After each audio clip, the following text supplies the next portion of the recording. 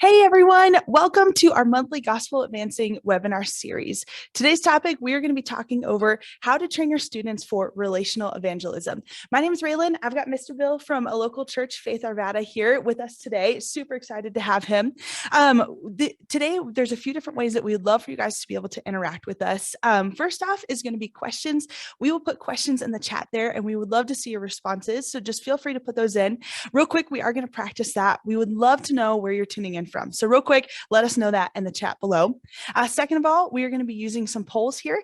So make sure you guys vote for your favorite answer, and then we will be able to discuss those a little bit later today as well.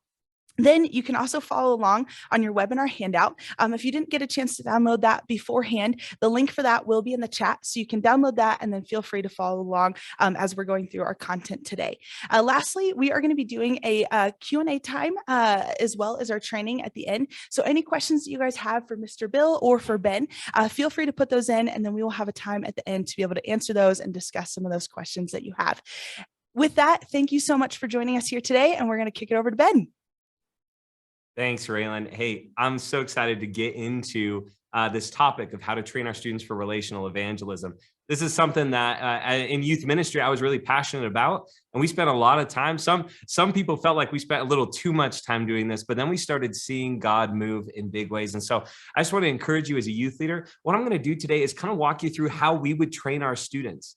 And how not just myself, but many in youth ministry are training their students for relational evangelism using some simple tools.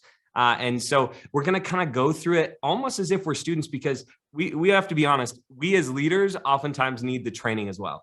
And how to do better in this with relational evangelism. And so I just want to encourage you as we go through this to pay attention to kind of where we're going with it, how we're doing this. Use that follow along sheet because it's going to be very helpful as you prep to start thinking about how you could do this and apply this to your own context with your students. So I don't know about you, but awkward situations follow me wherever I go. I think about 12 years ago, a little over, when my wife and I were going on our honeymoon. And we didn't have much money, but I had saved up just enough that we were able to buy plane tickets to the luxurious San Diego. It wasn't anything too exciting, but there was one of the days that we were there. We had driven by to our hotel, driven by this place, this really fancy little breakfast place that I was kind of like, man, at some point during this, I would love to take her there and we can go have breakfast and just enjoy something that's a little nicer. And so I took her to Denny's one morning. And it was glorious, okay? Because we walked into Denny's. I know it's not super fancy to some of you, but to me at that point, it was Denny's.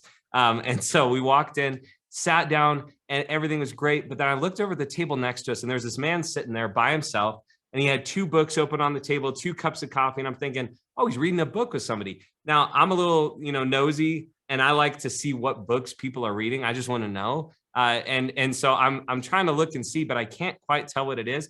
And then I realized something. The guy is talking. Now I'm thinking maybe he's reading the book out loud and just kind of going back through it. But then I figured something else out. He's not talking about the book yet. He was talking to the person across the table that did not exist.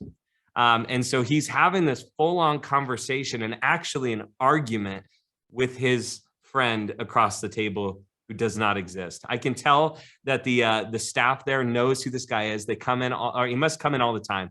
Because they know him by name. They're going over and they're refilling his coffee, making sure they pour a little bit in his friend's coffee. He's just going through this book. He keeps flipping pages, holding it up, showing his friend these different lines in it and pointing at his book across the table. Now I'm watching this while eating my breakfast. My wife's just kind of going, just focus in here, just eat. We're on our honeymoon. Pay attention to me. And I'm going, I understand, but something's happening here and I need to see what's going on. And so the guy just keeps going through this. I talk to myself all the time. So I'm trying to figure out, is he preparing himself for a conversation, or does he really think someone's sitting there? Turns out he definitely thought someone was actually sitting there. And so my heart's kind of broken for him a little bit in this as I'm watching this go on. But then he gets up and he pays the bill for his friend's coffee and his, and he leaves. And we're kind of like, okay, we'll just go to breakfast, and just eat, whatever. We spend our time eating. It's a great time. We get up to leave and I hear something behind me. I turn and I look, and there's one exit to this Denny's, and this man is standing right outside that door, and it's these like double glass doors that are there. So you have to walk through one, then you're in this like little corridor, and then you've got the other one, and he's standing outside the furthest one, and he is like staring with the creepiest looking eyes into the glass, and he's mouthing something. He keeps mouthing these words, "Look out." And I'm going, what is this? We pay our bill and we start walking slowly towards this exit, and it's getting louder and louder as he's going, "Look out, look out." And I'm going, I don't want to go out there. I don't want to, like, I don't know. My wife's hiding behind me. Like, I'm thinking, well, I'm just gonna have to push through here, and I'm gonna save my wife's life right now. I don't know what's happening. We push open the first door. He gets really loud. He's yelling, "Look out, look out." And we're just like, what's happening? So get to that last door, take a breath, push it open, and he goes, "Look out, baby, because here I come." And he starts dancing all around me. No joke. And I'm sitting there like, what do I do with this? How do I handle this? Anywhere I go, awkward situations seem to follow me. And so with this guy just keeps dancing around us. We get out of there as quick as we can. We're laughing our way down the street, getting to our hotel again. And it was just one of the most awkward situations that I've ever experienced in my life. But with the explosion of social media on our world in the last couple of decades, there's something that used to be normal that has now become one of the most awkward and avoided situations that we face on a regular basis. Do you know what it is? Conversation. We struggle with this. And because of the awkwardness, we believe that there's going to be this awkwardness in every conversation. We become a culture that avoids conversation at all costs. Now, the church, sadly, has not risen above this typical response. And because of this, true evangelism has been replaced with other things that we find a little bit more comfortable. And the result of this falling away from evangelism is seen in honestly, a lot of recent studies. There's a study that came out showing that 47% of millennial Christians believe that evangelism is wrong. They think it's wrong to share your faith with somebody because that would be telling them that their faith is wrong. So 47% of millennial Christians believe it's wrong, even though 86% of millennial Christians believe that they're well equipped to answer questions about their faith. 52% of American adults believe that they're saved through works. Over 60% of Christian Gen Zers are expected to abandon their faith over the next couple decades here. Now, this is crazy. That's 42 million teenagers walking away from their faith. And this isn't because, I want you to catch this isn't because Gen Z is a hopeless generation. In fact, stats show that they are less likely to participate in underage drinking and premarital sex and drug usage than any generation before them. They're spending less time scrolling on their phones than millennials did, and more time creating content that they hope will be engaging, passionate, and world-changing. They are the largest generation to date and already show more passion for things that they believe in than any other generation before them. So I want you to imagine that generation engaged with the gospel and sent with the power of God to bring salvation to anyone who believes. Think about what that could be. I want to ask you a question, and we're going to throw this in the chat. What are some other things that you know about Gen Z that have made Gen Z a potential revival generation? What about this generation that's on the rise right now, coming of age, really, that we're seeing that truly sets them up to be used by God in huge ways to reach the world around them? I would love to hear from you guys in the chat right now what it is that you think about that. What are some of the things that you've heard? Now, this is the reality that youth ministry faces. A generation that's rapidly falling away from God, yet in itself is kind of perfectly designed to be what God can use to reach them. So here's the question: what do we do? How do we change the trajectory of an entire generation? And the answer, I'll just tell you, it's simple. It's the gospel. It is that simple. Not just sharing the gospel with them, but equipping them to share it. It's giving them the tools that they need, because the best chance we have of reaching Gen Z is Gen Z.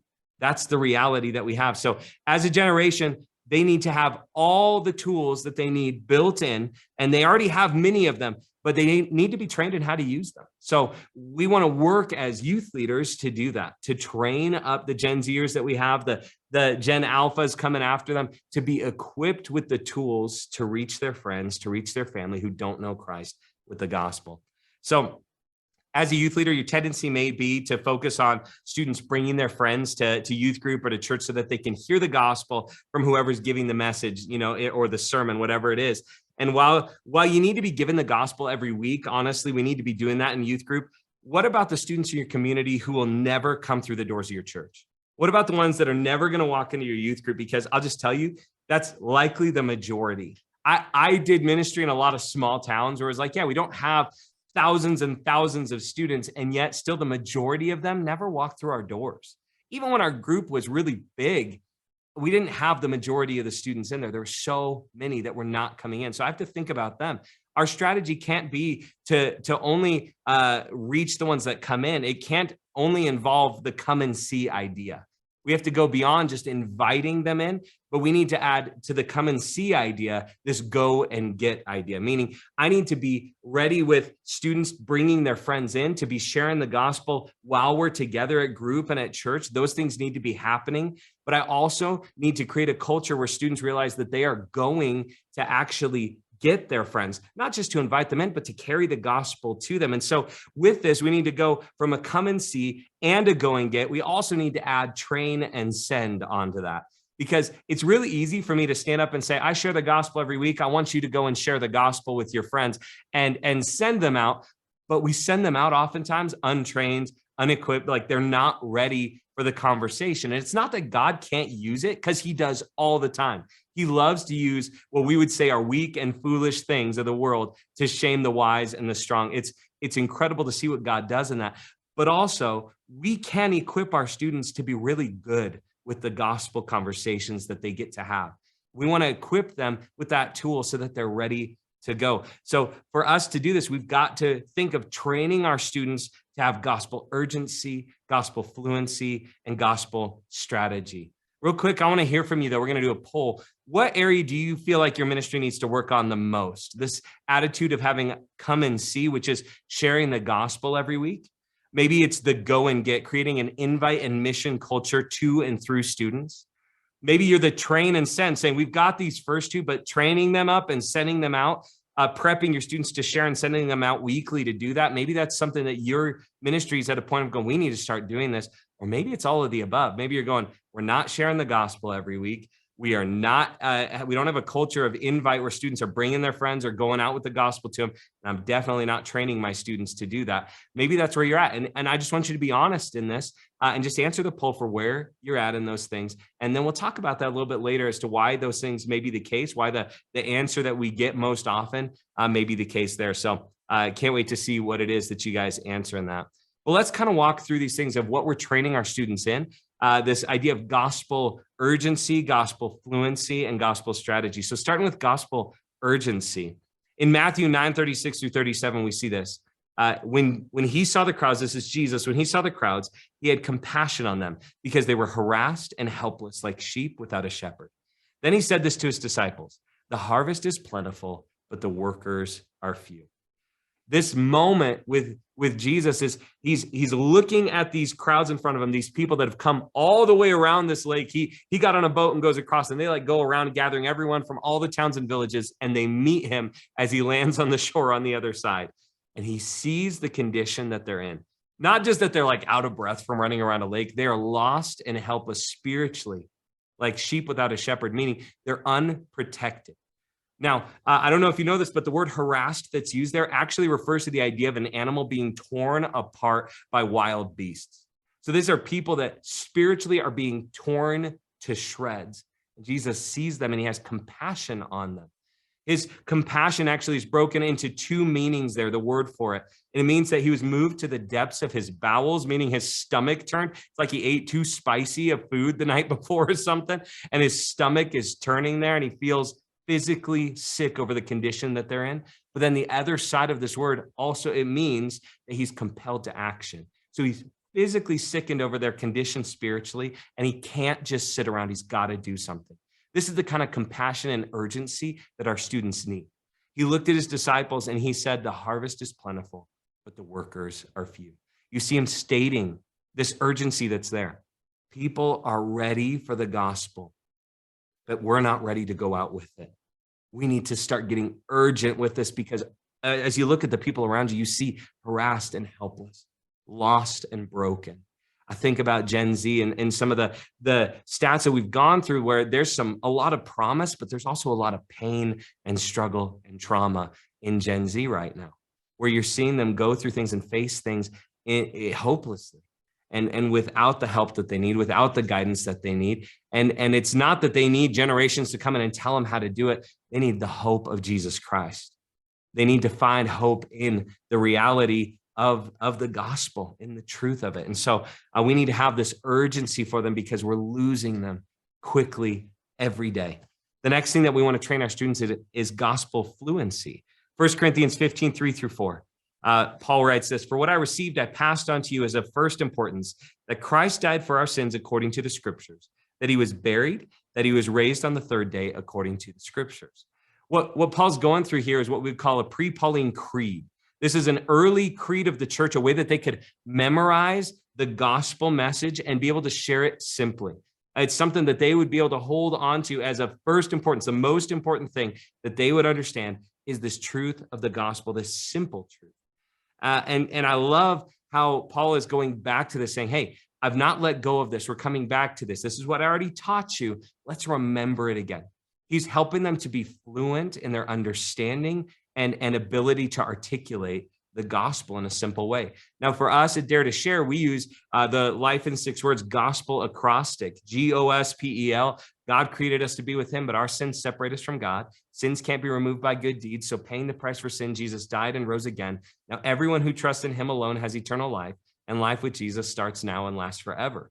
This acrostic goes through from Genesis 1 all the way through to Revelations 22, carrying the message of the gospel that is shown throughout all of Scripture. Incredible stuff happening within all of it. And I love how simple it is. I remember learning it as a 6th grade student sitting at a conference with thousands of other teenagers and being able to memorize it in about 10 minutes and using it constantly since then. I use it in conversations. I use it when I'm preaching in front of people. I use it in whatever context that I'm going to bring up the gospel. It becomes my framework for gospel fluency. And so training our students in something that helps them to be fluent with the gospel is super important. There's a lot of different ways to share the gospel. The truth, the way that we talk about it is the gospel itself is the steak.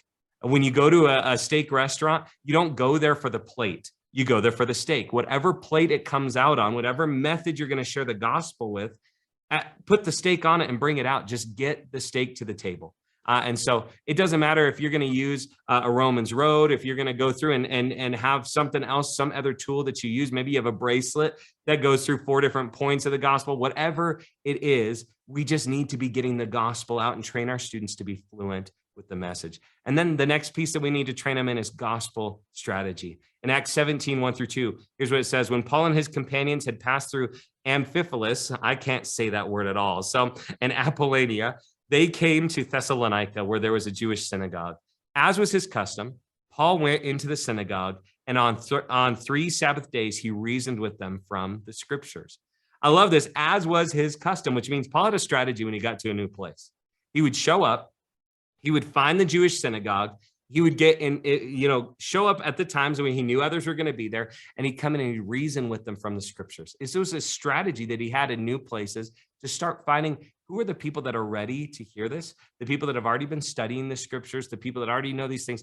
How can I start building something out strategically with them and have conversations in a place where I know they're going to be? You can also look through the rest of the book of Acts, and you'll see times that the apostles, that Paul shows up in places and he finds that the synagogue is not the best place to be. So he goes to other strategic places. And it'll even say this. I love when he's in Philippi, and it says that he was in the synagogue for a while, but then he left and went down to the river because he knew people would be there. So he's being strategic in his efforts to carry the gospel out. We need to be strategic. Your students need to be prepped to be thinking about their friends. And when are you going to see them?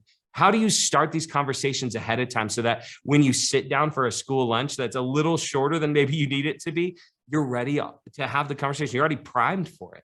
Starting to think strategically about how they can reach their friends with the gospel. Now, within this, as we start getting their urgency, their fluency, and their strategy up, we want to help prepare them for the conversation using a simple tool that we call the AAA method. Ask, admire, admit. We're going to start with this idea of ask. Now, Jesus asked around 300 questions in the Gospels, more than anyone else in the New Testament. He knew something about questions. And it's that asking questions gets people thinking and talking in a way that presentations never could. I don't know if you know this, but questions do three specific things for us.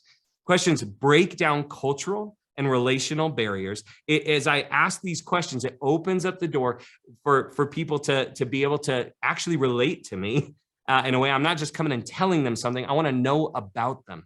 I want to know what they're going through. I want to know their situation. I want to know things from them. And so it breaks down these cultural and relational barriers. Second thing it does is it helps us understand where others are coming from and to empathize with them. I'm asking questions about them so I can hear from them. And when I'm thinking about the gospel, I'm not just coming in and saying, hey, what do you believe about Jesus? Boom, here's what I believe about Jesus, and not even give them a real opportunity to share. This isn't about that side of it. We want to ask these questions, and it helps us to understand where they're at, helps us to empathize with them where they're at. The last thing it does is it gives us time to pray and ask God for wisdom to turn the conversation towards spiritual things. I love that I can ask a question to somebody, and in a quick moment, as I'm listening to their answer, I'm not ignoring it and going, I asked them a question. I'm being polite. They can talk all that they want. I'm going to talk to God. It's me in that quick moment as they're even formulating their answer for me to go, God, give me wisdom to use what they say to turn this towards a spiritual conversation. We need to be thinking in this way. And so questions give us the opportunity for this. And this is where we need to start as well, breaking free from the idea of just gospel presentations and adapting the powerful style of gospel conversations. So we need to learn to ask. It starts with asking God for that wisdom, for boldness, and for the right words to ask the person that I'm talking to. And then we begin asking great questions. I say great questions because it's not just us asking random things. We want questions that require more than a yes or no answer. To me, that's a great question. I want something that people can't just nod or shake their head at. I want to actually have conversation with them. Now, remember, most often, people's favorite topic to talk about is themselves. And so ask them questions about them. That's how it works. That's the simple side of this. So I want to give you some quick examples of great questions. Okay. I could ask them, like, I think about for students, sometimes they'll ask questions like this. Do you go to school? And they know the answer is a yes or no to that. But they could ask, hey, what school do you go to? Well, what's your favorite class there? Hey, I see that you're reading a book. What books do you like? Things like that they could get into and start getting a real conversation going, getting to know the person that they're talking to. Now, this oftentimes is used in stranger evangelism, this attitude of how do I start getting things out of them? But even with our friends, even with our family, starting to ask questions to get to know where they're at on stuff is super helpful. And it truly is just how we should be having a relationship anyways, and yet we often don't. Most of our relationships now look like I'm giving you what I'm doing, then you're going to give me what you're doing. And there's no real connection. There's just us taking turns monologuing about ourselves.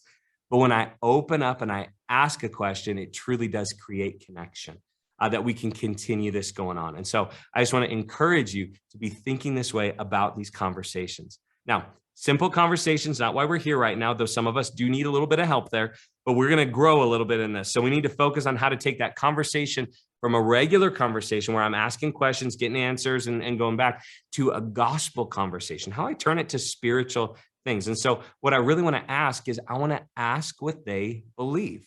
So I want to ask the person I'm talking to, what do they believe? And our goal is to find out where the person that we're talking to is at spiritually. That's what I want to know. Now, here's something I just want to give you this heads up. The next A is not assume. Don't assume that you know what they believe. Ask.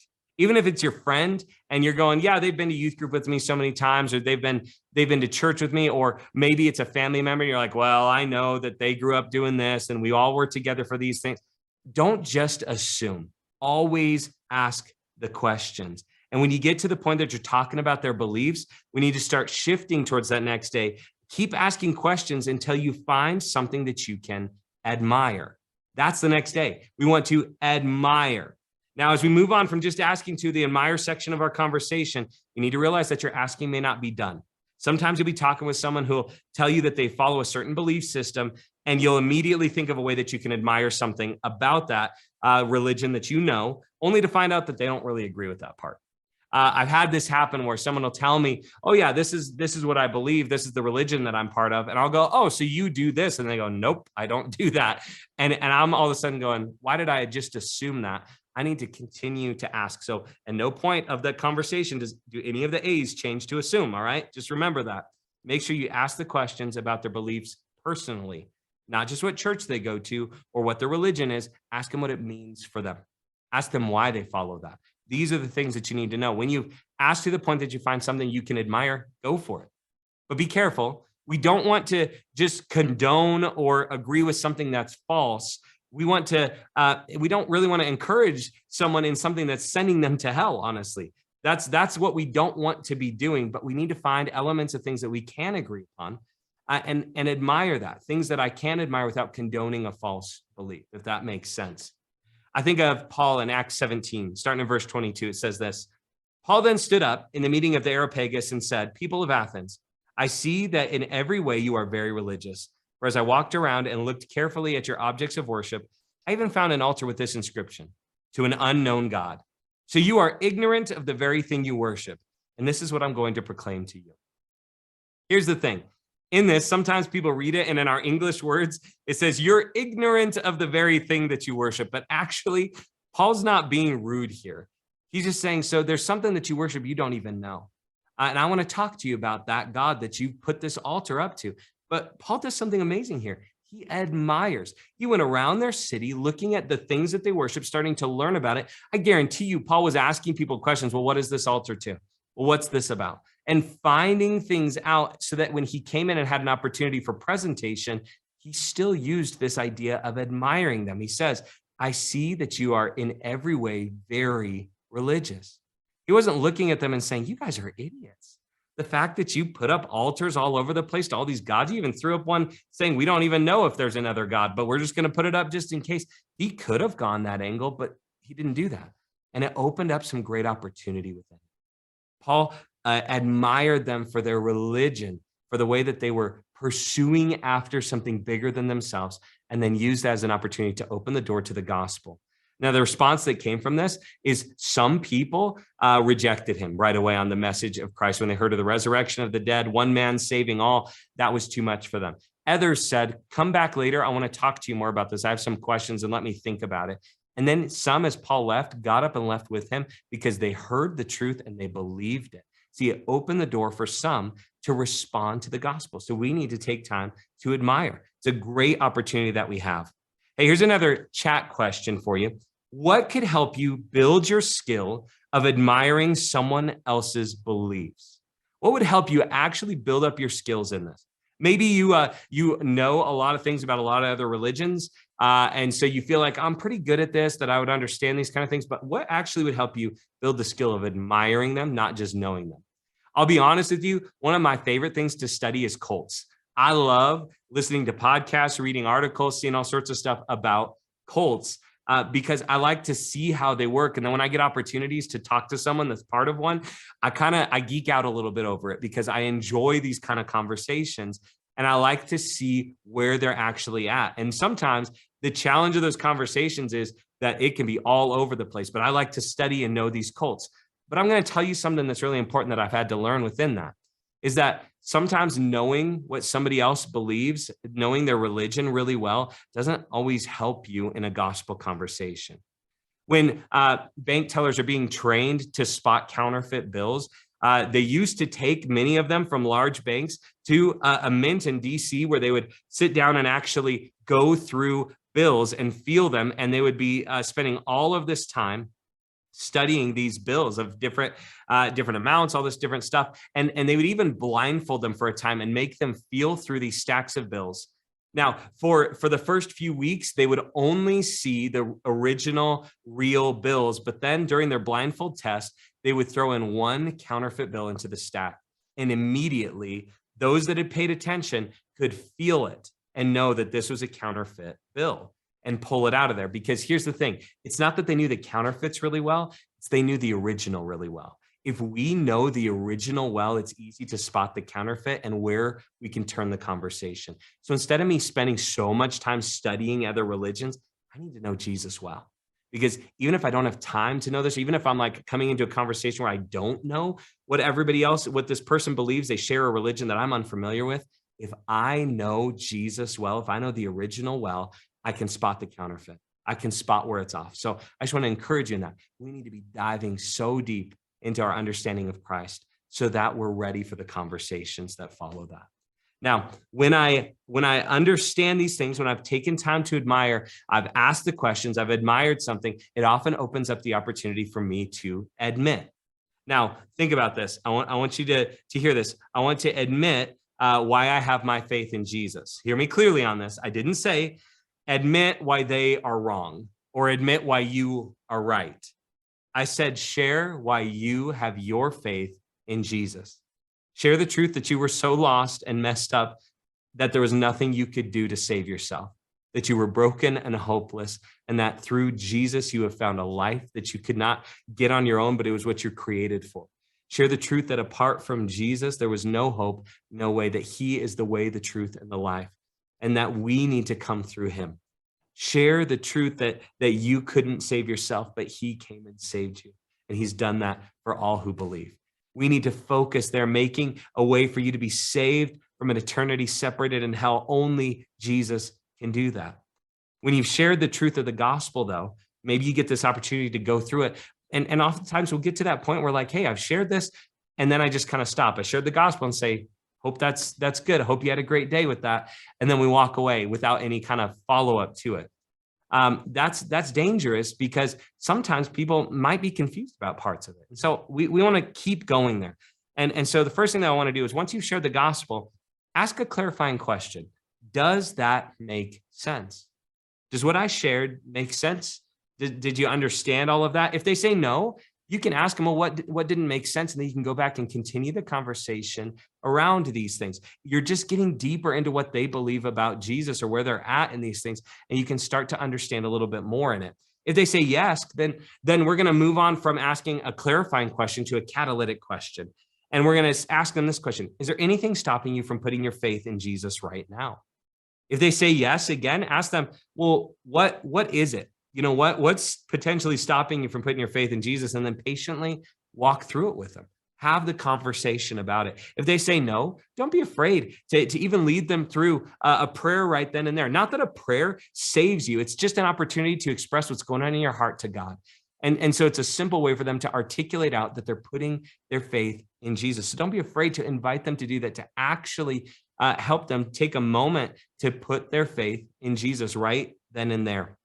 Maybe you have to explain faith to them if they don't understand it. Maybe it's just you're sitting in a chair and talking about, I put all the weight of what it takes to hold me off the ground in this chair. In the same way, I'm putting all the weight of what it takes to save me in Jesus's hands and trusting him and what he has done for me to pay the full price and to be enough to save me. So maybe you need to explain faith out to them so that they can understand that. But honestly, it's something that we miss too often, to actually get to the point of landing that plane, of inviting them to put their faith in Jesus right then and there. Now, some of you may be feeling a little rusty on or weak on the gospel message, and I want to give you just some quick, simple tips.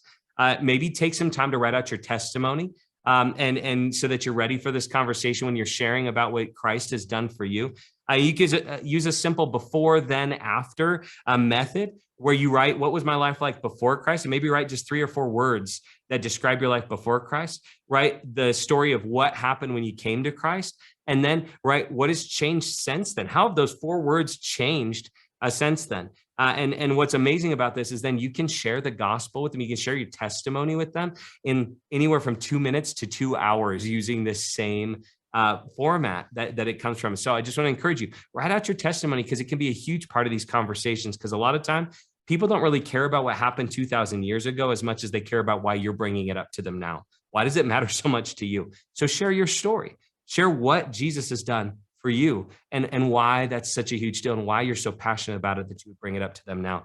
The other thing is get your phone out and download the Life in 6 Words app. Have the tool with the gospel in front of you. If you can swipe and read, you can share share the gospel right there. And so it's a great way to start memorizing those things. We already did a webinar on this where we went through how to use the Life in 6 Words app as an ongoing discipleship tool, but there's some great things in there of how to train up yourself and your students and your leaders with the gospel message that they can be fluent with it. So get those things going.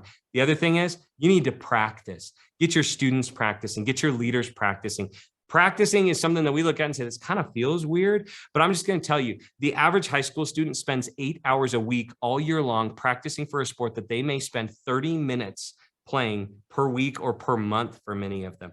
Most of those students won't even play college sports, let alone go professional. Yet we pour all this effort and time into it just for that quick 30-minute opportunity to shine on the court or on the field.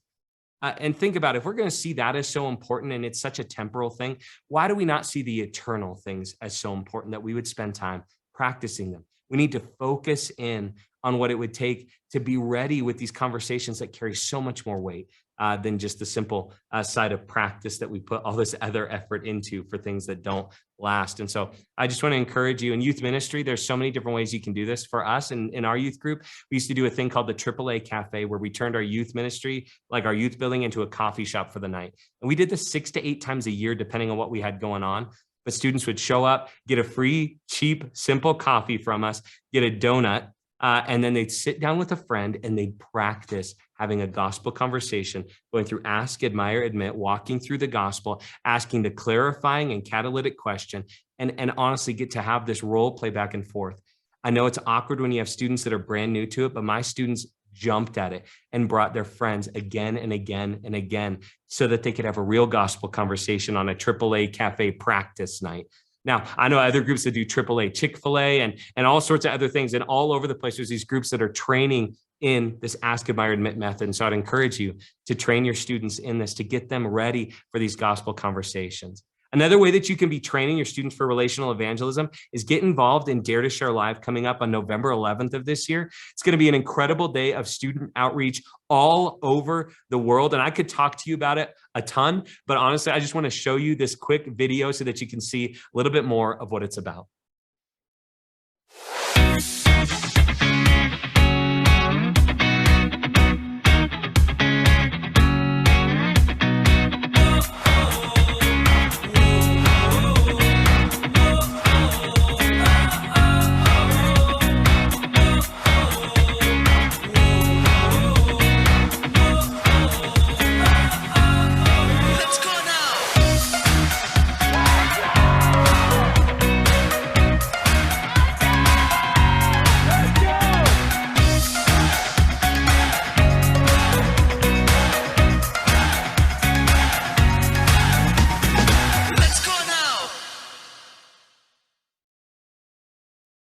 Amazing. Doesn't that look so fun and such a great time that God's just going to work in amazing, amazing ways? So we are so excited for this global day of evangelism. And so if you guys would like to check out some more information about Dare to Share Live and what's going on November 11th, feel free to head to daretosharelive.org. You can find more information on there, register, and find out everything that you'll need for that event. Just as a reminder, if you guys have questions for Ben or Mr. Bill, feel free to put those in the chat now. But real quick, I just wanted to ask Mr. Bill, as a local youth leader and as someone who has done live in the past, just what his experience has been with that and how has impacted his students in the past years. So Mr. Bill, do you mind answering that for us? Sure. So we have done Dare to Share Live every year since it started. We used to actually go to the live place and do it, but then we started doing it at our own place. And I want to tell you, it's kind of like a launching pad for our students. We really use it as an opportunity for them to get a taste of what it looks like to be equipped quickly and then go out and share your faith. And then we invite them to be a part of that regularly. We've done it before. Usually what we've done is trained our students before Dare to Share Live in sharing their faith. So when they get to Dare to Share Live, they have a little bit of taste of that. And then also we take them to Lead the Cause in the summer, which is really more of a deep dive into those things. Yeah. I think, what's so cool this year about Dare to Share Live is we've transitioned, kind of shifted the strategy of it. We have partners now, not just here in the United States, but all over the world that are carrying out this gospel advancing movement. And we used to try to do this this global day of youth evangelism, but on our schedule in our time zone. And it doesn't work all over the world. We'd have people that were trying to go out and share the gospel at 8 p.m. In Spain, and it wasn't working because nobody was outside. And so this year we've actually changed and shifted, and we're going to pre-record all of the content from the speakers so that you can use it within your context on that day. Maybe you need to make it a full weekend where we're going to spread this training out through this weekend and do an event like that with students, or maybe it's just fitting it to your time zone. But then what's cool about it is we get to see Australia wake up and be the first to start this movement that actually carries the gospel conversation wave all the way around the world. As the sun starts rising, we start seeing this happening, and it starts in Australia and ends actually in the United States and South America with the end of the day there. But we get to see the gospel conversations that students are having going all the way around, and just being able to fit it into the context of leaders all over the world. So I'm super excited for that. Yeah. And I would say partner with your local churches as well. This year, we are partnering with 3 local churches in Arvada here to do it together. And it's going to be an awesome thing. We're actually going to do a Friday night, all day Saturday thing. So we're going to spread it out a little bit. And really, that gets you networking with your local churches as well. Absolutely. Absolutely. Yeah, that's awesome. And we are so excited for live. And so we'd love for you guys to be able to join us for that. So make sure you check out daretosharelive.org and find out all the information about that. Cool. So we're going to jump into our question and answer time. I'm super excited to hear from Mr. Bill and Ben. But the first thing I wanted to go over was our poll response. And so just a reminder with that, the question for that was, what does your ministry need to work on most? And so you guys had some great stuff in there, but the highest percentage was all the above at 43%. Second was train and send at 38%, and then go and get at 19%. And so just Ben and Mr. Bill, I would love to kind of hear why you think maybe those were the results with that, why all of the above was the biggest, and then also that train and send that came in just below that all of the above, and why that's something that we need to work on in our youth ministries today. I'll just say, I think it's interesting to see that the come and see there at the top, which is sharing the gospel every week, has zero response to it. But I think there's a reason for that, is because if you're not doing that, you're not doing the rest of this. That's just the reality. Is it's not likely that you're going to be doing the rest of it. And so I think some of you that have put all of the above, you're realizing, man, we haven't been sharing the gospel regularly at youth. We haven't been doing it every week. We haven't been giving an opportunity for students to respond to the gospel. Maybe you just assume that your students already know Jesus or whatever it is. But I'm just going to encourage you, start there. Start by sharing the gospel every week. And that train and send, I remember when things shifted for me in youth ministry, of going, okay, I'm not going to be the one who's always sharing the gospel. Like, I can't reach every student in our community. And so it just became, it wasn't even a thing of like, oh, this would be a good idea. It became the only way that we could actually accomplish the mission. So I don't know. What about for you, Mr. Bill? What do you think? I think that these build on each other. I think if you're not having students who want to come and see, first of all, then probably we need to start there. But really, giving the gospel every week helps students not just have a friend that comes and they know they're going to get to hear the gospel, but what also helps them is you're building into them hearing the gospel every week, and they're taking that in, and they're going to be able to articulate it as well. And so that's important. As far as the train and send, one of the things that we try to do is say, hey, this student ministry is less about our ministry to you, but we want it to be your ministry to your friends. And so when they begin to have that ownership, then there's some training and sending that they go, and we need to do this. Yeah. And so they really want to say, okay, we need to be better equipped. Yeah, absolutely. That's great. Cool. So one other question that I had was, Mr. Bill, for you as a local youth leader that works with Gen Z all the time, what do you think, in your personal opinion, makes Gen Z a potential revival generation?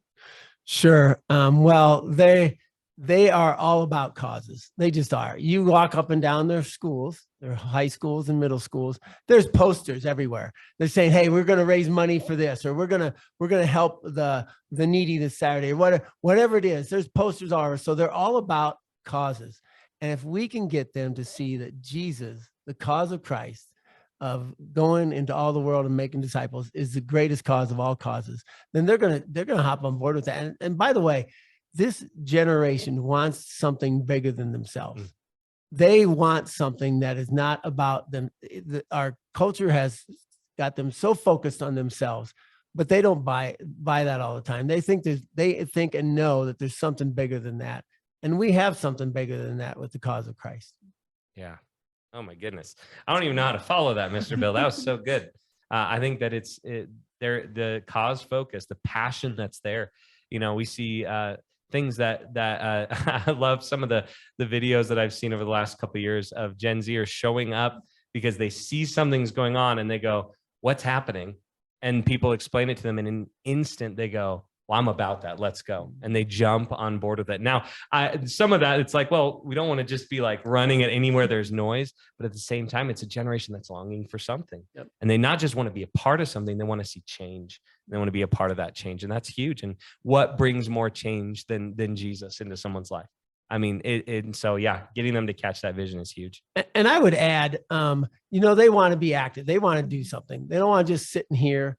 They want to do something, so we want to help them with the why, gospel urgency. We want to help them with the what, gospel fluency. We want to help them with the how, gospel strategy. But I would also ask, we should have a gospel opportunity, which is the now. We have to give them a chance to do something now. And so we try to, whenever we're teaching on something, let's plan something that we're going to go out and do what we're learning. And that's one of the reasons I love being a part of like Lead the Cause or something, is that we're not just learning, we're doing it. Yeah. And this generation wants to get out and do it. Yeah. That's I love that about Lead the Cause, Dare to Share Live. There's that actual, now getting them out to actually activate within this. And so we started trying to do that in our youth ministry, where we started giving every week a gospel challenge, where it was, they pull out their phone and have to send a text to a friend. I didn't have to, but we gave them the challenge to, or even to post a 1-minute version of their testimony on their favorite social story. And those kind of things just led to incredible conversations. And we saw many of their friends get into gospel conversations and start coming to youth group, or come to Christ even through these opportunities that students had. But it was about, I love that, giving them the gospel opportunity. It's a huge thing. Yep. Awesome. No, that's great. Thank you so much for that. Next question I wanted to talk about was, as you are going through Ask, Admire, Admit, and you're having these conversations with people, how do you take the turn from just a normal conversation asking about their life, but turning that into a spiritual conversation and taking that turn with that? So Ben, if you've got some ideas on that, love to hear. Oh, absolutely. I love it. Sometimes we call it the Jesus juke, where we can take anything that's going on and turn it towards that. But really it's about being a good listener. We want to hear what they're talking about, because you'd be amazed. Almost most of the time when I go out to have conversations with people about Jesus, they bring up God first, or they bring up church first. It comes up so quickly. Or I'll walk up and I'm talking to them, and it's like they're wearing a cross necklace. That's super easy for me to like bring this up, or they have a tattoo of some sort. Anything that we can start getting into with that, it's way more simple than we think. It is. And so I think about, a time that I walked up to, there was a guy who had some tattoos, and I started asking him, what do these mean for you? Like, what are these tattoos about? And he just started talking to me about the different importance of each one. Now, he had a lot of them, so he's like going, and I'm just seeing the significance of important events in his life. And I just told him, I don't have any tattoos. I got the ones that God gave me, these little freckles here, but that's all I've got. But was able to talk to him and just say, something that, just as you're passionate about these things, I'm passionate about what God's done in my life. And so if I was ever going to get a tattoo, it's going to have something to do with that. What do you think about God, and where have you been? Do you have any tattoos that represent some feeling towards God? And so it just turns the conversation in some way from something that their experience or their reality of what they go through. And it's real easy to just bring up God. We just feel awkward about it, I think, because it's something that we become fearful of in our culture, and we don't need to be. It should be our, kind of our first language really should be gospel language. It's something that we need to start getting to and being more normalized with, just bringing up the topic of God and Jesus. So. Yeah. And one thing that we've done in the past is I'll have 3 students come up and I'll say, empty out your pockets, and they put everything on the table. And then I said, okay, I want each of you to grab something on here, and how would you turn it to a gospel conversation? So you got pocket knives. One time we had a flashlight, and I'm thinking they're going to talk about, Jesus being the light. But this dude pulled out the battery and said, hey, God's called us to be light, but you know what? If you don't have the Holy Spirit, and I was like, oh, snap, he got me. That's so good. But it's what it does. It just helps them to see that you can use anything to transition into a gospel conversation. And it was awesome. So that's so fun. I love those things. Oh, that is awesome. No, and I think for me, even that's one of the hardest things is like, okay, I'll be talking with somebody, but like, how do you turn that corner? So that's super helpful. Thank you for that. The last question we've got is, in your own personal life, what was some things that helped you build your skills of admiring someone else's belief when it maybe came to a different religion or just different ways of like how they thought about the world? But what were some things that helped you in kind of building some of those skills? But Mr. Bill, kick us off. Sure. So when I was in Castle Rock was a very large Mormon area.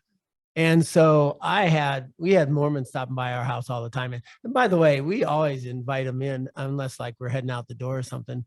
My wife says that you take care of it, you go over here. But I'll tell you what, I learned a lot from them, great people, loving, caring people.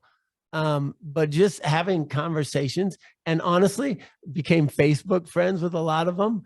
And you know what? That shows, I think it's the care part. It shows that they weren't just a project, but they were a person that God cares about.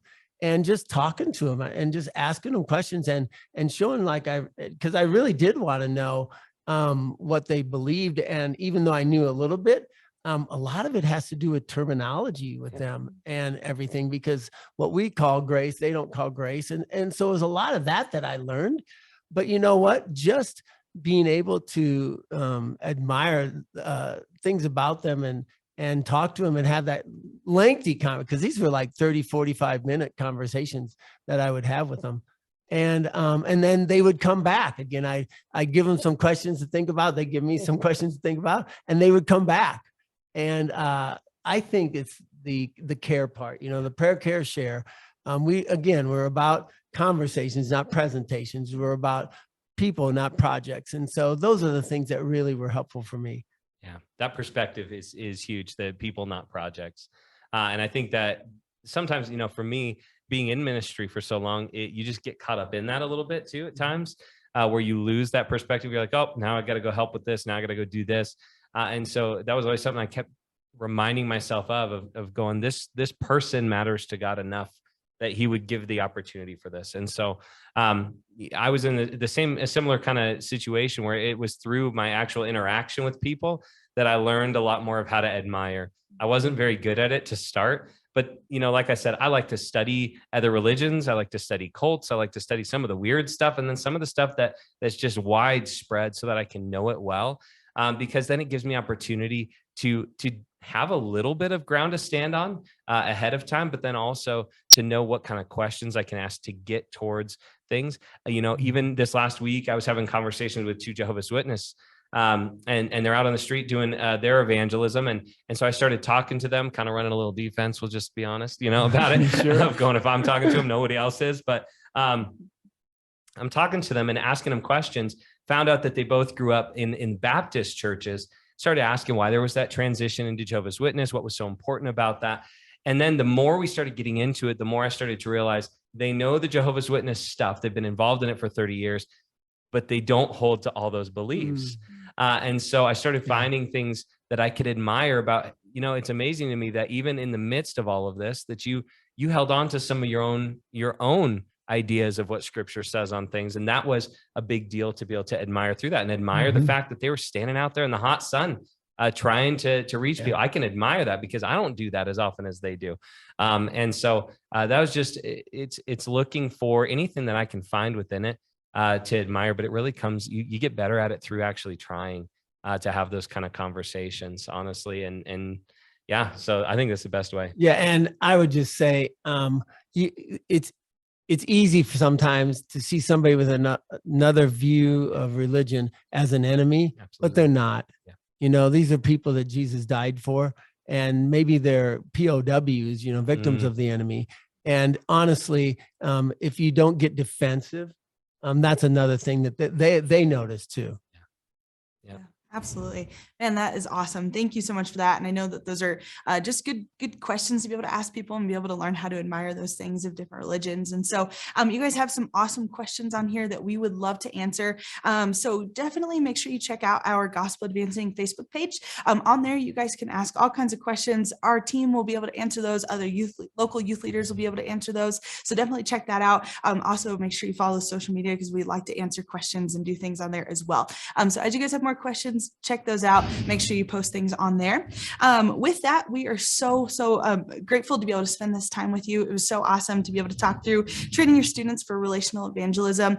Make sure you guys join us next month on August 15th at 12 p.m. Mountain Time, where we will be talking over how to develop a gospel advancing student leader team. And just from my own personal experience, I was a part of a student leader team when I was in high school, and the impact that that had on me during high school, but then even now into my adult life was huge. And so we'd love to have you guys come join us. Sign up for that. Again, it's August 15th at 12 p.m. Mountain Time, where we'll be talking about how to develop a gospel advancing student leader team. So thank you guys so much for being here today, and we will see you next month.